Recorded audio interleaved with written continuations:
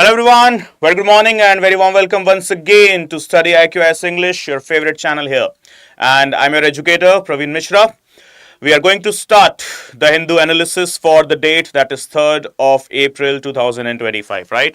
So here we go with the first news, the first headline of the day, which is roaring and floating since last 24 hours over the medias, call it the social, print or electronic, everywhere, right? That is, Lok Sabha has passed the Waqf bill after a long debate. The Waqf amendment bill has been passed by the Lok Sabha. See, there are many speculations, many anticipations inside our country from different communities, political parties, individuals, organizations, corporations, everyone they are anticipating that will this Waqf board be a challenge or a type of a threat to diminish the authorities or the positions of the minorities in India, specifically the Muslims? Or will it provide another layer of safeguards or another element when it comes to providing the safety, protection and development of the minority communities? Though, to answer this question, it will be very much injustice or very immoral for me or for anyone of us that is an individual to answer this question. That is, what will this Waqf amendment bill or this Waqf amendment bill once converted to act will be? Will it be good for the minorities, specifically Muslims, or not? Will it serve the purpose of social justice, or will it create another element of social issues inside our country? It is a matter of a long-lasting debate, and once again, let's just wait for the proper passage of the bill. Wait in case if it is passed, first of all, and let's wait in case if it is passed, then when it is converted into an act and applied throughout the nation, and some days or weeks or months they have passed, then only it will be rational for us, or it will be proper, good enough for us to come onto the judgment that whether the new Waqf Act, if it comes into being, is right or wrong. But the concern here that arises, that is, what is the new Waqf Act all about? First thing, it allows or it authorizes the non-Muslims entities as well to be, or the non-Muslim individuals as well, to be the part of the Waqf board. Second thing, Waqf, according to the Waqf Act, what we had earlier, during the 1950s that is made, once a Waqf property is declared, once a property is declared as the Waqf property, you cannot challenge it in any court of law. That is, there will be just one particular place, just one particular organization where you can raise your complaint or go and knock the doors for the justice. That will be the Waqf tribunal only. But according to the new Waqf bill, new Waqf Amendment Act, Amendment Bill actually, you can appeal to the judiciary as well. That is, once the judgment or the orders they have been passed by the Waqf tribunal, that tribunal's order is not final basically.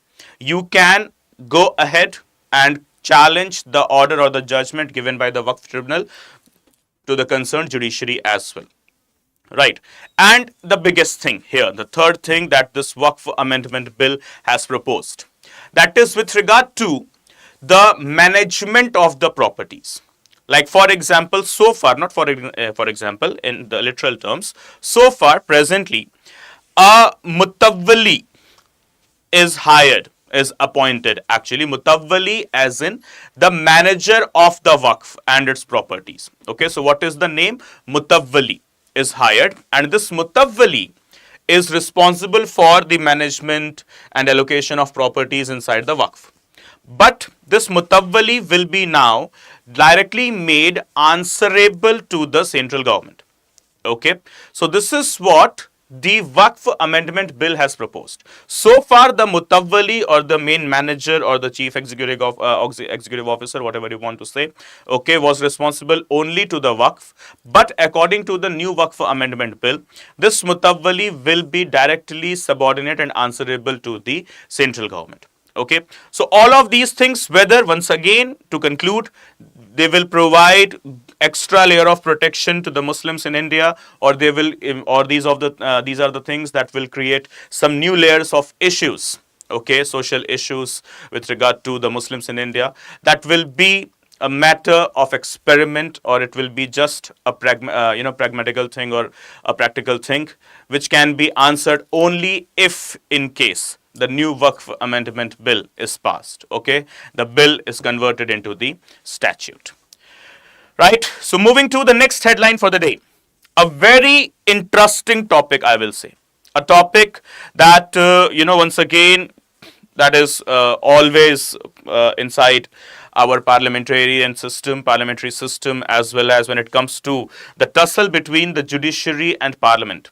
Okay, this is something which is always in question, always and always. So as what we can see with regard to the state parliament, that is the state legislative assembly. Okay, we have seen in Andhra Pradesh, and not only in Andhra Pradesh, Karnataka, Maharashtra, UP, Kashmir, everywhere, that there is a particular law from union to states that deals with the disciplinary actions of the members of parliament as well as the members of state legislative assemblies. That is known as the 10th schedule, or the anti-defection law, which came into being just in order to create the proper transparency module inside our democracy. Right? Though it is not the thing to be, that is, the anti-defection law only provides transparency to democracy. Yes, anti-defection law provides more of the facts or the features when it comes to the aspects of transparency to the democracy. Right? So it is one of the elements that creates transparency. It's not only the element that creates transparency. Right? So the 10th schedule, also popularly called as the anti-defection law, has been come into the limelight when now the Supreme Court has asked the Andhra Pradesh Speaker, the Andhra Pradesh Legislative Assembly Speaker, to whether to decide or not on the terms of anti-defection law. And if you want to decide, then what should be the time frame? So what is happening actually, I'll tell you the whole story. Okay, the whole news is all about. As you can see, courts cannot tell a speaker how to decide, but it can, okay, but it literally can decide, okay, cannot tell a speaker to decide within a reasonable period. Okay, literally it can. Okay, but can it not tell a speaker to decide within a reasonable period? Okay, though that's the fine statement, that the courts cannot tell the speaker how to make decision. But yes, the courts can tell the speaker to decide within a specified time period. The biggest problem with regard to the anti-defection law is it does not provide a time frame, a time boundary, a time capping to the speaker onto the decisions, okay, onto the decisions of anti-defection. Right? The speaker takes 6 months, 1 year, 2 years, 3 years. And in fact, there have been instances as well that a particular legislator has been accused of anti-defection and the case has been sent to the speaker for the final judgment. And the judgment has came once only the tenure or the term of the legislator has ended. Then only the judgment has came out. Right? Okay. So this is what has happened. So courts cannot tell a speaker how to decide. But can it not tell a speaker to decide within a reasonable period? So it is what the Supreme Court Justice B.R. Gavai has stated. Okay. So talking about the next of the news. Okay. The Supreme Court on Wednesday, that is yesterday itself, said it was not powerless if a speaker choose to remain indecisive on petitions seeking disqualifications of legislators whom to be defected. Okay. So hearing petitions filed by Bharat Rashtra Samiti leaders seeking timely action by Telangana speaker. Sorry guys, one thing to be corrected. I stated Andhra Pradesh a minute back. It is not Andhra Pradesh, it is Telangana. Okay, so that is the correction to be added. Okay, Telangana speaker on disqualification proceedings pending against 10 MLAs who shifted allegiance to the ruling Congress party in the state. The bench headed by Justice B.R. Gavai said a speaker could not use his decisive indecision to defeat the worthy objective of the 10th schedule. The courts cannot certainly tell a speaker to decide a particular manner, but can it not tell a speaker to decide within a specified and reasonable period? This is what the Supreme Court has stated. 10 MLAs from Telangana Legislative Assembly face the case of defection.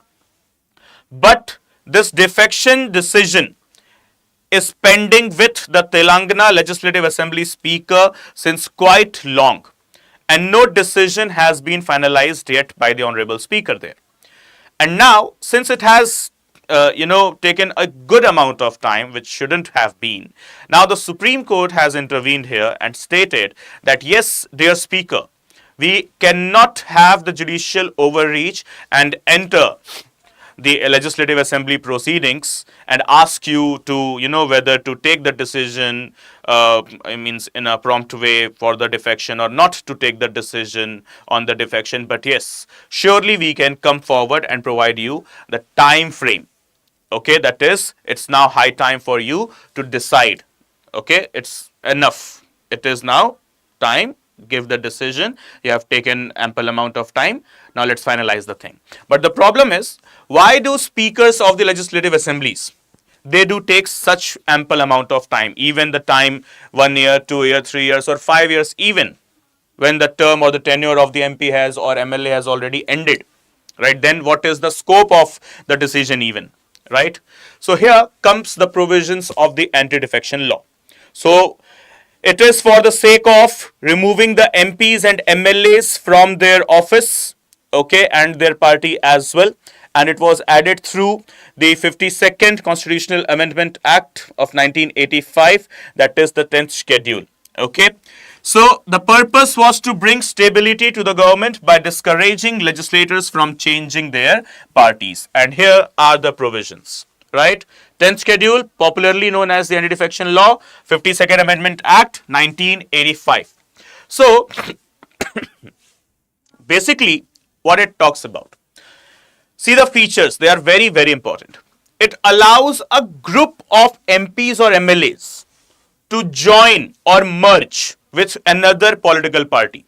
But it doesn't allow an individual MP or MLA to just switch the parties wherever he or she wants or comfortable with, right? So what happens? MPs and MLAs, they can merge their parties, but individually they cannot switch the parties while being the office bearer, that is being the MP or MLA, okay, right? It does not encourages any type of merger or a split.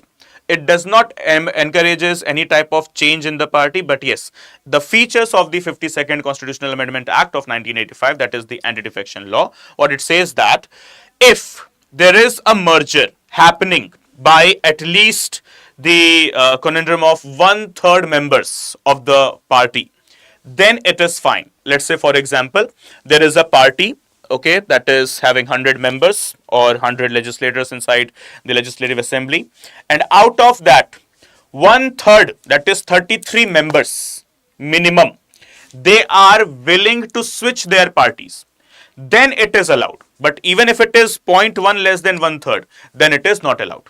But this 1/3 provision was upgraded through the 91st Constitutional Amendment Act of 2003, and it says that no, 1/3 is not the correct figure, it should be at least 2/3. Okay, so what is now the provision? 91st Amendment changed, at least 2/3 of the members of a party must be in favor of the merger to have the validity in the eyes of the law. So the 52nd Constitutional Amendment Act, it created what? 1/3 of the party members, when they agree, then it will be considered as a merger. But some 18 years later, literally if we talk about 18 years later, 91st Constitutional Amendment Act, what it says that okay, fine, you want to merge, no problem, but 1/3 will not be the figures now, it will be the minimum 2/3 of the figures that is required for a party to merge with another party or the legislators to merge with another party, right? So this is what the anti-defection law, the features. There are some other certain features as well. How a member is said to be disqualified. The members disqualified under the law can stand for elections from any other political party for the same seat in the same house. First of all, it doesn't bars the outgoing or defected MPs or MLAs to contest the elections and contest the elections from the same seat from the same house. You can, but the next elections only.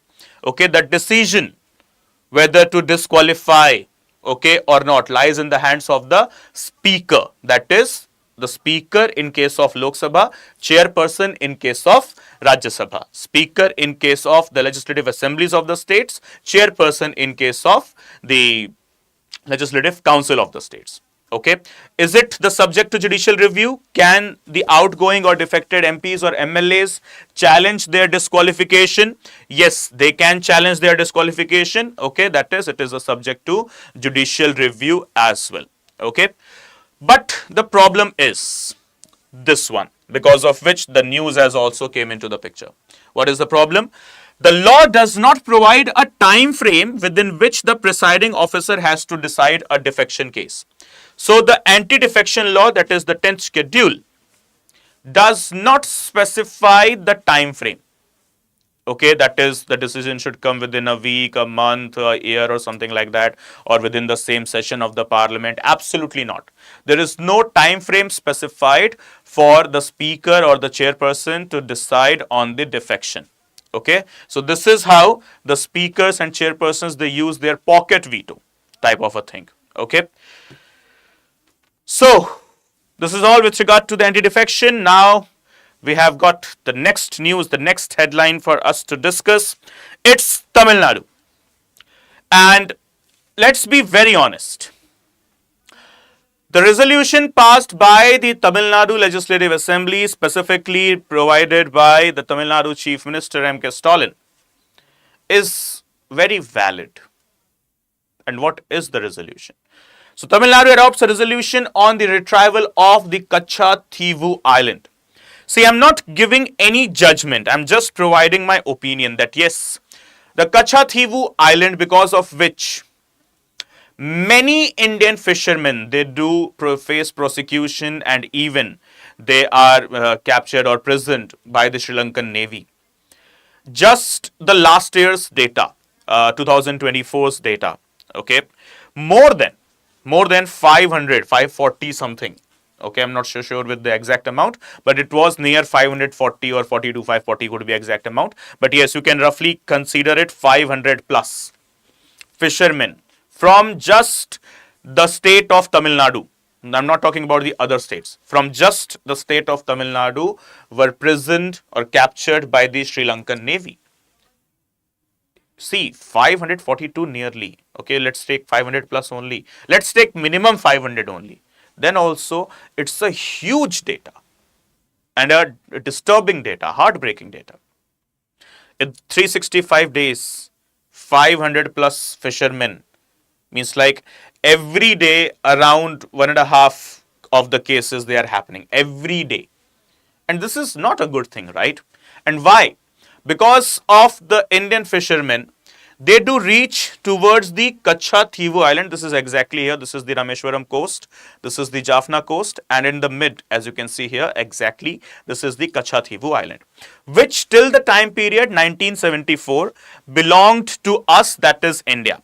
But through the India-Sri Lanka Maritime Boundary Act, okay, Maritime Boundary Agreement, actually not Act, Indian government ceded the Katchatheevu Island to the country of Sri Lanka. Okay, though still with regard to the Maritime Boundary Agreement, Indian fishermen, they are allowed to access the Katchatheevu Island, okay, for the sake of resting or drying up their nets, or apart from that attending the Saint Anthony's Church festival, okay, that happens every year. Okay, so though they are permitted, but still many of the times it happens that because of the unavailability of the proper communication system and the proper this mapping system or radar system, what we call it, right? The fishermen, they do cross the other side of the Katchatheevu Island as well, thinking it that yes, this is the safe harbor itself, that is the safe side only, that is they are on the Indian side only. But majority of the times it happens, every day actually it happens, that a fisherman boat crosses the maritime boundary and because of which they are imprisoned or captured by the Sri Lankan Navy on the grounds of being on the grounds of suspicious activity or being a detective or a spy or something like that, right? So this is not good. Absolutely not good. It is hampering the local community of the fishermen inside the state of Tamil Nadu, as well as we talk about the international relations. So because of this particular thing, it is also a big disturbance to the India-Sri Lanka relations. Some ripples they are created here, and this could tear the relations apart if the thing is not sorted out at the earliest, right? So for this, we must appreciate that yes, the resolution passed by the Tamil Nadu government, the Tamil Nadu Chief Minister as well, that is M.K. Stalin, is on very fine and valid grounds, not just for the sake of the local fishermen, not just for the sake of the Indian citizens, okay, but yes, for the sake of the relationship of the two nations as well. The two nations, those who have shared the longest relationship history, right? Dating back to thousands and thousands of the years, starting from the epics of Ramayana, and then continued with the ancient history ages towards the medieval and the modern as well, right? So the most historical relations, that is between India and Sri Lanka, and now they are in question because of one small island. So it's time for us to take the cognizant actions, right? So Katchatheevu, what it is, an 285-acre uninhabited island in the Pak Strait between India and Sri Lanka. So uninhabited.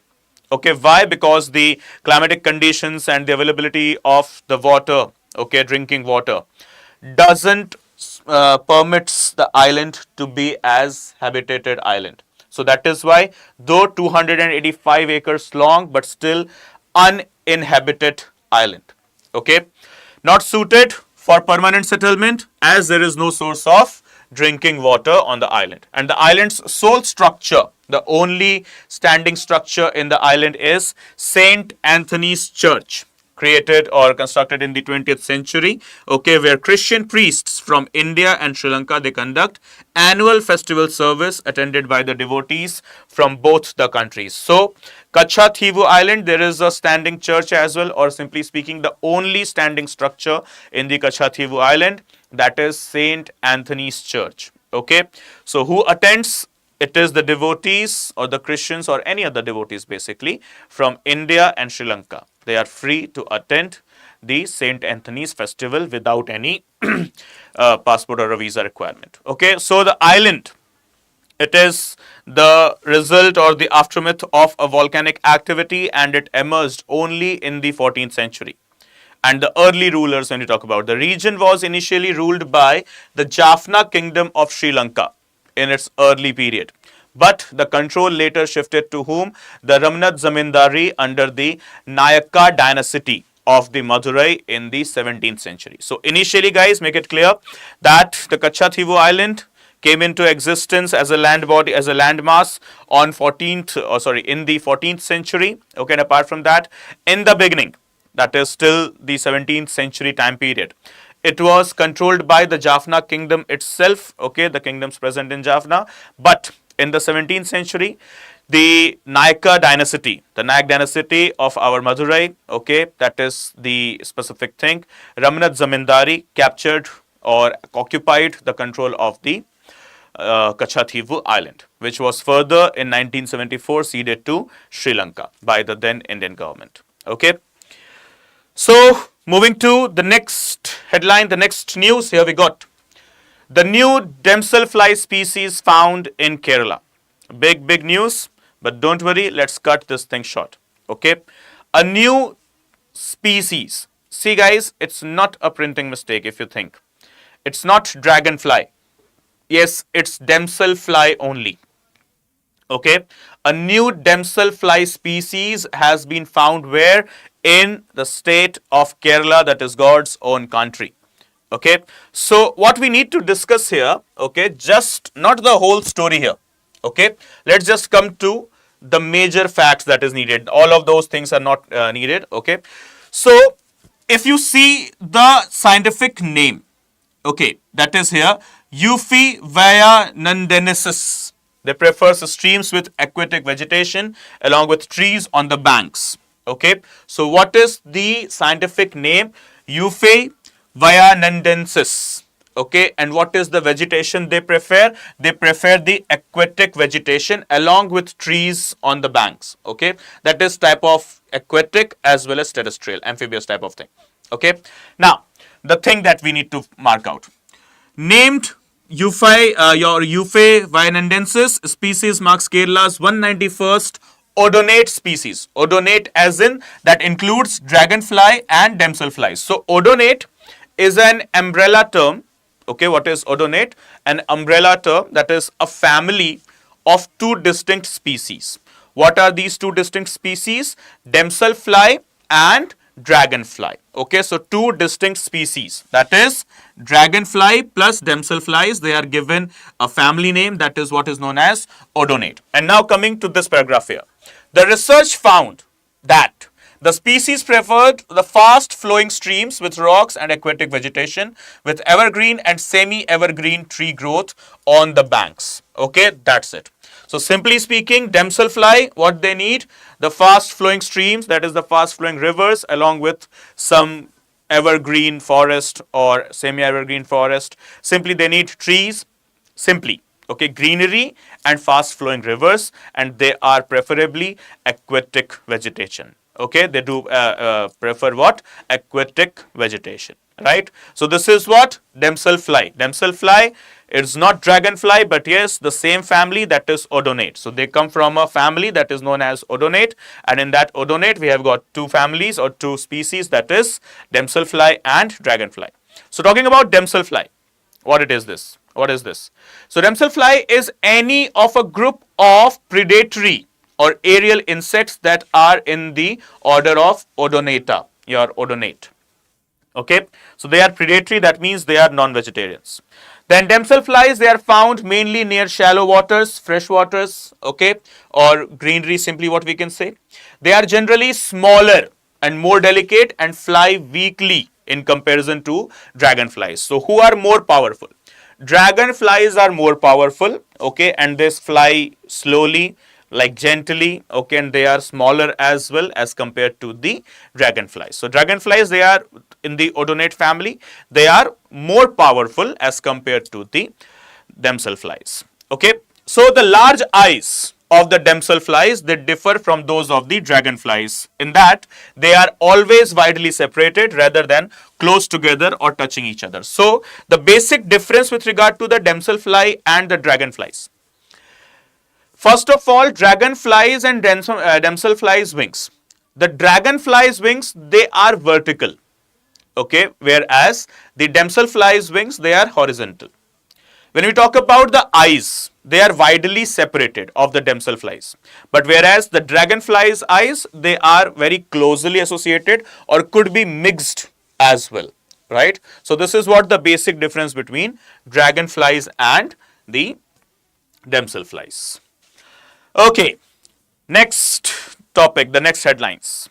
India's critical efforts to tackle air pollution could worsen warming.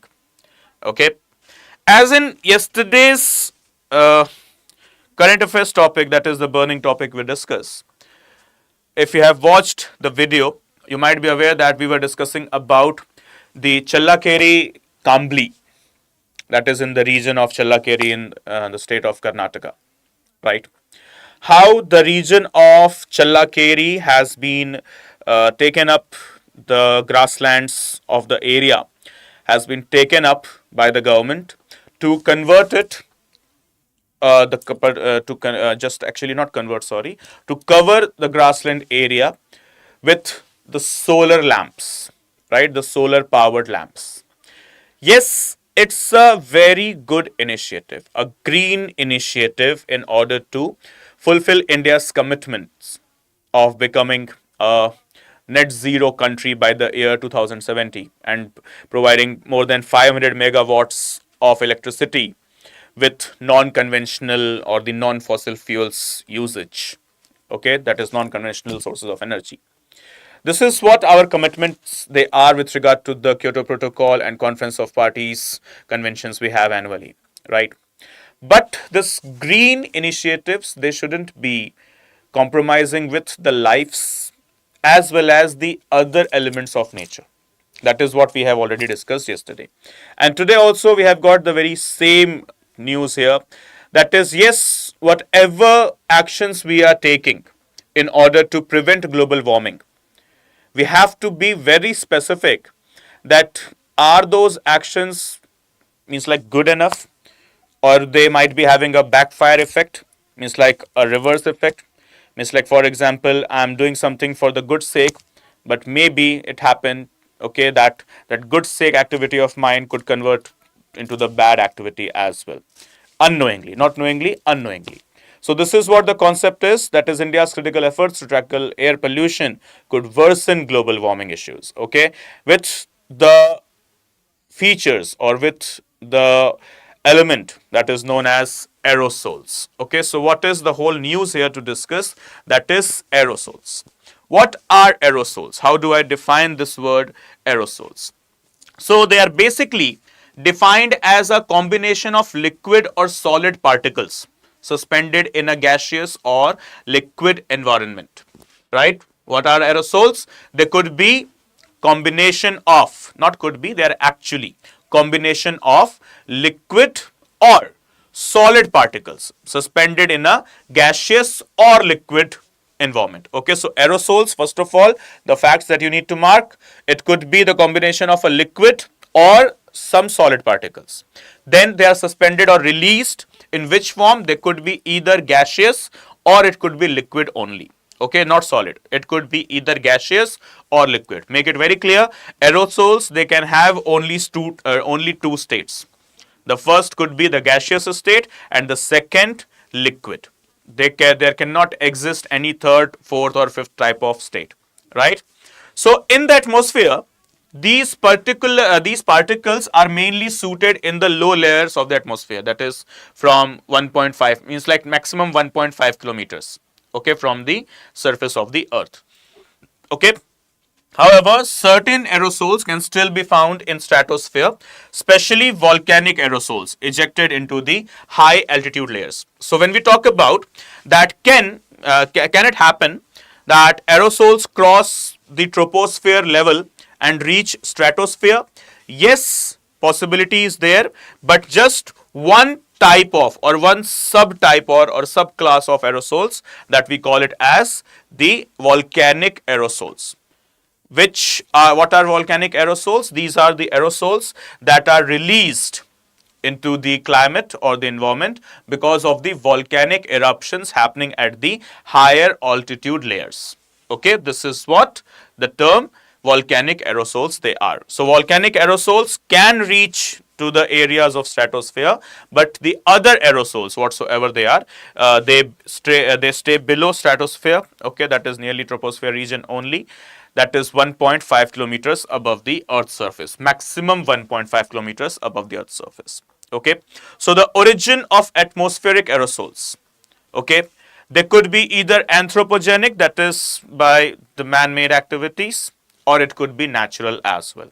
Okay, so please make it clear, aerosols could be in liquid or the gaseous forms only, created because of the liquids and solids. But yes, when we talk about the state of their release into the environment, it could be either gaseous or liquid. Okay, so when you talk about their release, so they are particularly released because of two distinct things. First could be natural process, or it could be the anthropogenic or the man-made process. Okay, so natural sources of aerosols include the sea salt generated from breaking waves, mineral dust blown from the surface by wind, and the volcanoes.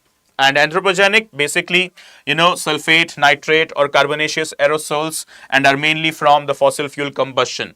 Fossil fuels combustion either from industries, household activities or the vehicles. So these are the two sources of what? Aerosols, right? So next news here, the next headline here, that is what? Chinese drills simulate strikes on Taiwan's port power grid. A month back, Chinese Prime Minister stated that Taiwanese, just a month back, Okay. Taiwanese Prime Minister stated that we are an independent nation and we condemn this hostile country of China. The statement was this. Okay.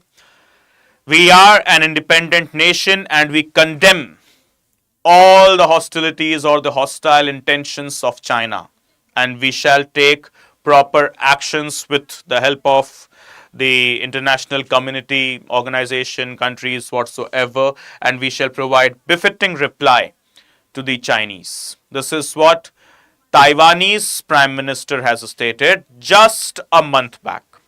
And in response to it, China started a aerial or the Air Force exercise over the Strait of Taiwan, right? So the question is, China, what is China trying to represent? Okay, China is just trying to represent to the countries of specifically Southeast Asia, or talking about the areas surrounding the 9-dash line or the South China Sea, from Spratly to Paracel to everywhere. That is, this area belongs to Chinese sovereignty. And whosoever tries to diminish or raise a question or try to, subdue the sovereignty of the China, then the country or the island or whatsoever the organization is will have to face the coercive, violent actions of China. This is what the statement has come from China. Not from words, but from the actions. That is, when just because of one statement by the Taiwanese Prime Minister, Chinese Air Force started having a simulation drive. Okay, that is an Air Force experiment or the exercise into the Taiwanese Strait. Right, not absolutely near Taiwan, but the Strait of Taiwan. Okay, so this is what the exact news is. Simply speaking, China is absolutely in not good mood. China is also threatened because what China can see, that majority of the American, European countries, they are coming against China, specifically into the South China Sea. And since the 2016 time period, when the United Nations itself has declared that China has absolutely no legal rights, no legality, no legal statute or any type of a tool or a machinery to prove its stance or acquisition of the areas of the South China Sea. Since then, that is since last almost more than 8 years, China has become more violent, more aggressive, more coercive into the 9-dash line areas, specifically when it comes to the countries of Taiwan. Okay, Taiwan and Philippines, basically, right? So for which China, okay, it has created a simulation, has performed a simulation of the Air Force drive, okay, just to answer Taiwan that you stay in your limits, you belong to me, and I will capture you today, tomorrow, whenever. Okay. So as what we can see, this is what the China is, and this is what the Taiwan, and exactly in mid, this is Taiwan Strait. Okay, exactly in mid falls what? Taiwan Strait. So China hasn't entered the airtime boundary of Taiwan, but yes, has performed the Air Force drills or the exercise at the Taiwan Strait. So guys, where is Taiwan Strait? So Taiwan Strait is basically between China and Taiwan. Okay, as simple as that. Now, another Southeast Asian nation, as the name comes into the list, Philippines. They are trying their best to gather all the international support and strengthen their economy along with their defense machineries, because they know it very well that someday or the other, China will become more aggressive and will try to capture the areas, specifically the Southeast Asia. Okay, so the countries specifically like Taiwan and Bhutan, Philippines and Laos, along with Cambodia as well, we can take the name. Not more exactly Cambodia, but yes, till Laos, Philippines and Taiwan. And in that, these two are the major ones, that is Taiwan and Philippines. They know it very well that they need to strengthen their economy along with their defense and enhance their international cooperation as well, specifically with the adversaries of China, that is America, and yes, India. So as with it is clear with the ASEAN plus 10 initiative, ASEAN plus 10 that involves America, that involves majority of the adversaries of China, right? So why they have been doing this? Just because they want to safeguard their sovereignty and internal security. That is to have a guarantee that in case tomorrow China comes into the war with any of these countries, then the countries, they are immediately supported with the international community, from the countries to the organizations including the UN and so on, right? So for this, Taiwan has taken another positive action here, that it has signed a deal with United States of America to purchase some F-16 fighter jets worth 5.58 billion US dollars. So now US has approved it as well, that is they are going to sell F-16 fighter jets to whom? F-16 fighter jets to the country of Philippines, right? So this is what the US State Department said. It was greenlighting a sale that includes 20, literally how many? 20 F-16 fighter jets, okay, to whom? To the country of Philippines, okay? So the next news here, with regard to the IND, Iran nuclear deal. What is this? Military confrontation almost inevitable if, in case, Iran nuclear talks fail, says the French finance minister. Okay. So Iran nuclear deal that came out after a long-standing deliberations starting from 2012, concluded in 2015. That is Iran nuclear deal, signed between UNSC plus one. UNSC, that is United Nations Security Council, plus one, that is Germany. That is P5 plus one, P5 being America, China, Russia, England and France. Along with the 5 countries, plus one was there, that is Germany. And these 6 countries, along with the 7th one, that is Iran, signed the Iran nuclear deal, where inside the deal, according to the provisions of the deal, Iran agreed to limit its nuclear enrichment program, and apart from that, let the IAEA, that is International Atomic Energy Agency, to have a proper surveillance or monitoring over its nuclear programs, right? And so now the news is Iran is showing bit reluctancy, not bit, a good amount of reluctancy with regard to its stand on Iran nuclear deal. Okay, and for which the finance minister of France has given a statement that the military confrontation, basically he has taken a sweet word, okay, that is military confrontation. The actual word is war or the battle. So if we just take the actual word rather than military confrontation, it will be the war will be almost inevitable if Iran nuclear deal fail, if Iran nuclear talks fail. Okay, and this is a message, no, it's a warning triggered by the French finance minister against Iran. So deal, officially known as Iran nuclear deal, it is also known as the Joint Comprehensive Plan of Action, JCPOA. Okay, so negotiations started in 2013 and they were finalized in 2015 between P5 plus one, that is the countries again, China, France, Russia, US, UK plus Germany. Okay, under the deal, what was the provisions of the deal? Iran agreed to significantly cut its stores of centrifuges, enriched uranium and heavy water, and all key components they are for the sake of nuclear weapons. Okay, so Iran agreed that it will cut down its nuclear enrichment program basically. So Iran further also agreed to implement a protocol that would allow inspectors from the IAEA to access its nuclear sites to ensure Iran would not be able to develop nuclear weapons in secret. Okay, so the sanctions imposed on Iran could be lifted only if Iran follows proper nuclear deal or the proper provisions of the Joint Comprehensive Plan of Action. Okay, so the another organization that is in news here, IAEA, IAEA, International Atomic Energy Agency, okay, widely known as the world's Atoms for Peace and Development Organization. Okay, IAEA, International Atomic Energy Agency, also known with the another name, that is world's Atom for Peace and Development Organization. Okay, works within the framework of the United Nations, that is part of the family of the UN, and the IAEA is the International Center for Cooperation in the Nuclear Field.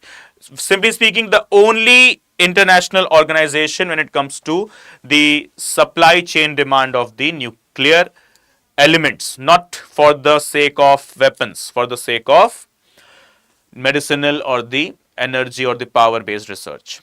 Okay, so agency works with its member states and multiple partners worldwide to promote safe, secure and peaceful use of nuclear technologies. In addition, it was created in 1957 in response to the deep fears of expected generations generated by the discoveries and diverse use of nuclear.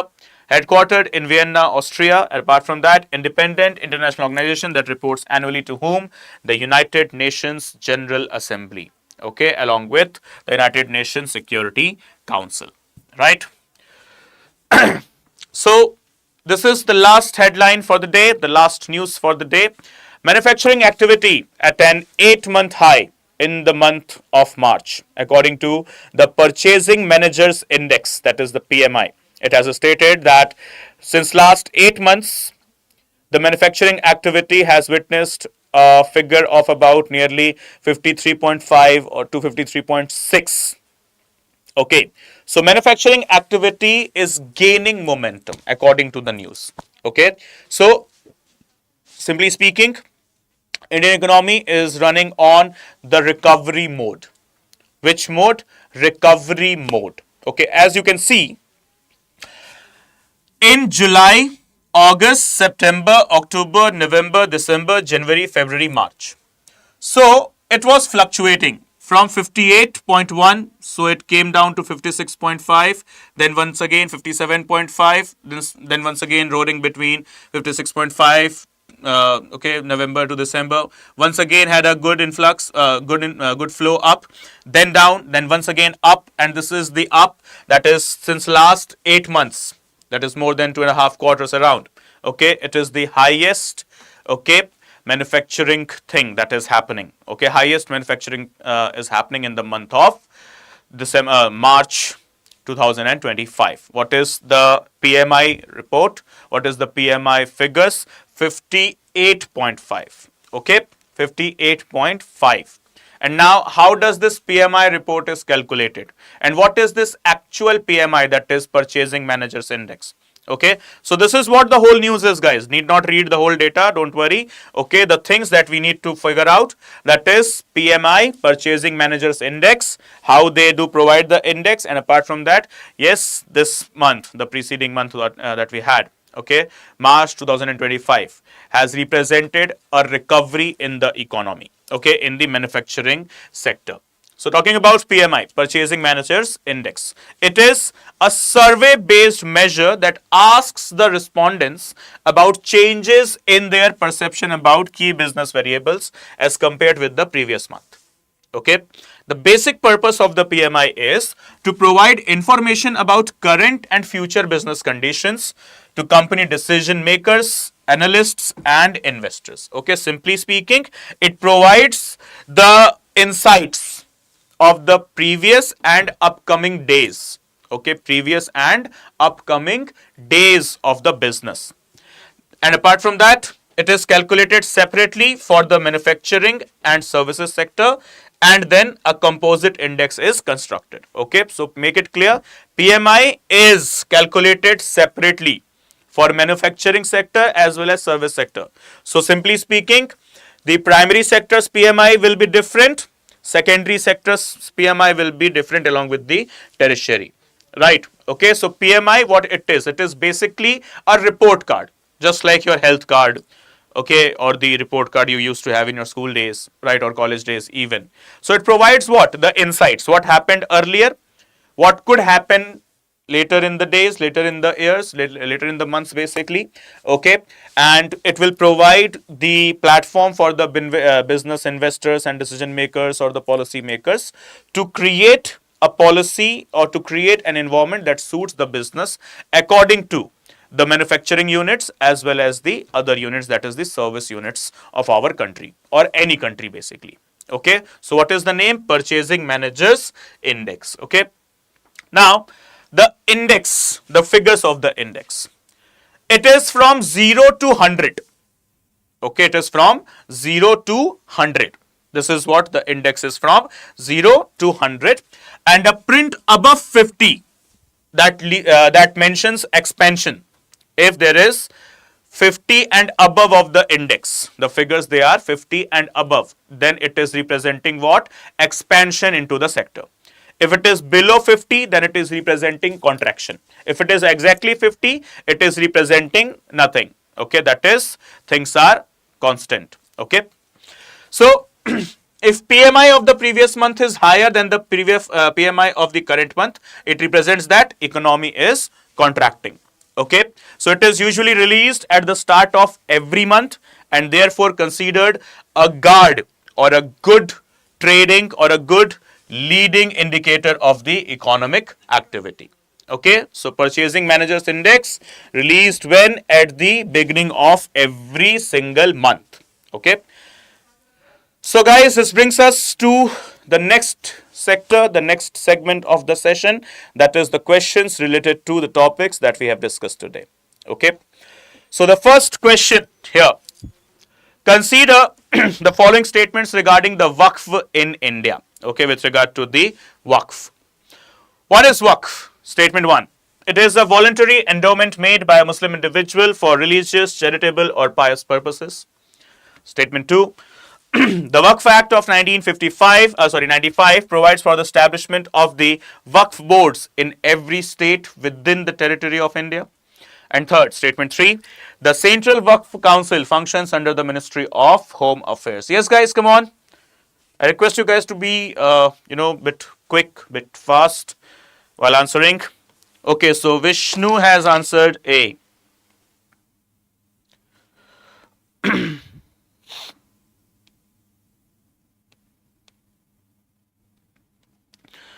Anyone else?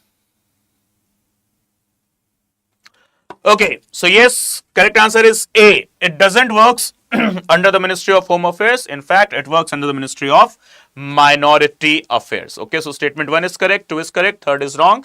Just the ministry's name, that is not the Ministry of Home, but the Ministry of Minority Affairs. Okay, next question.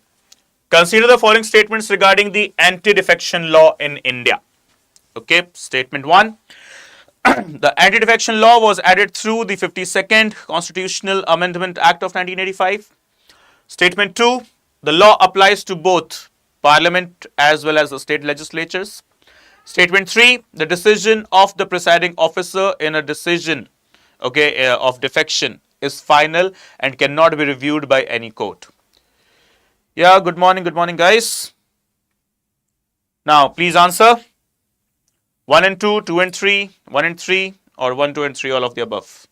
A, B, C, D. Come on, quickly.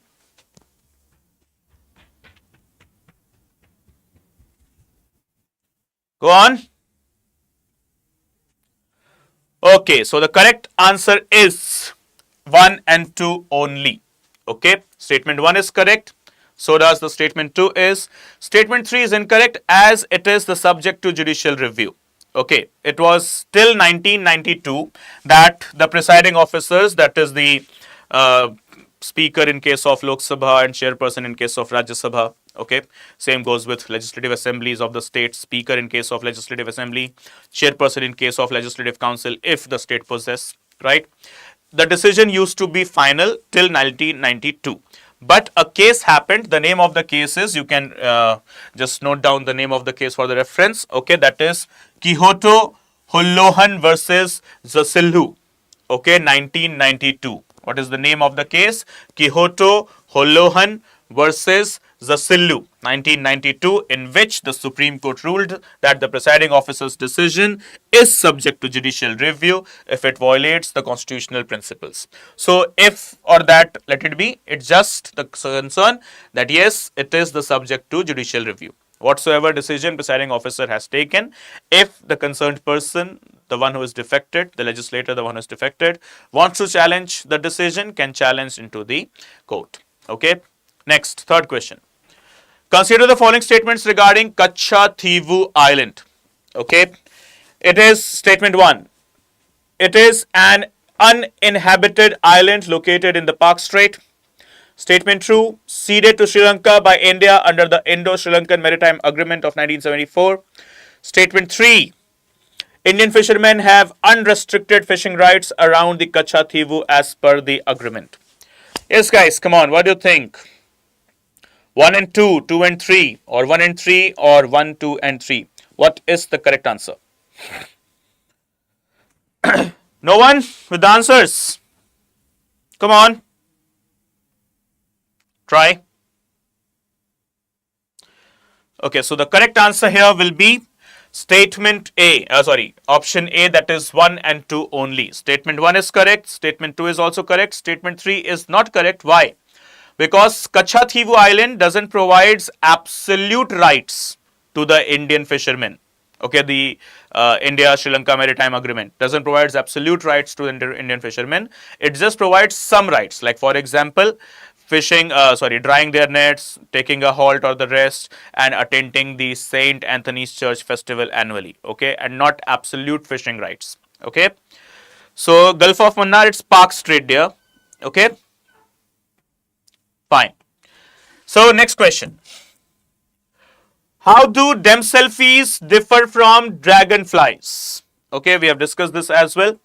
Damselflies hold their wings vertically when at rest, whereas dragonflies hold their wings horizontally. Damselflies have broader and more robust bodies compared to the dragonflies. Damselflies have eyes that are widely separated, while dragonflies have a large, closely set eyes. Okay, so guys, what is the correct answer?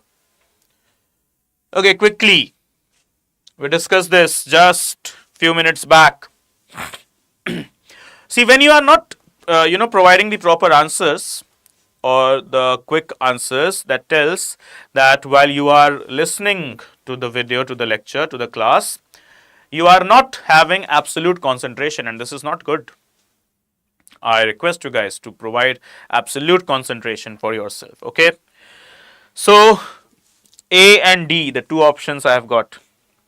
Right, so let's see the correct answer. The correct answer is option A, that is 1 and 3 only. 1 is correct, 3 is correct, 2 is not correct. As what? Damselflies are less stronger and robust as compared to the dragonflies. Okay, the rest other statements, they stand valid. Okay, next, which of the following international agreements addresses the issues of aerosols? So, which of the following international agreements, they talks about or they have the concern over the aerosols? Which one of them, or two of them, or three of them? So, is it Vienna Convention, Kyoto Protocol, Stockholm Convention? Okay, go on. Any idea?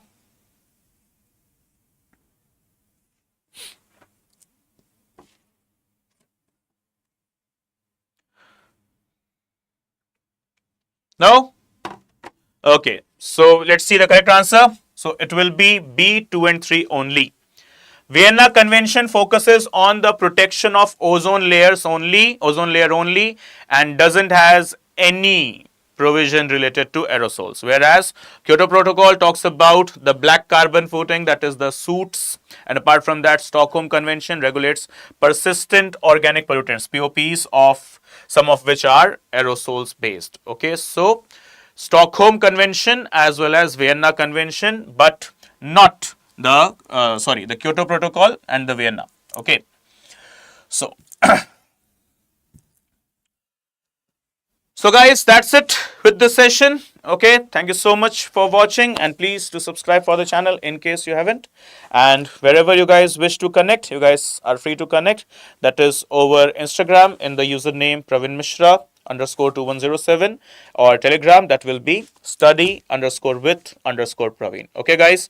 So wherever you want to connect, so you are free to do that, and let's discuss whatever your doubts they are. Okay.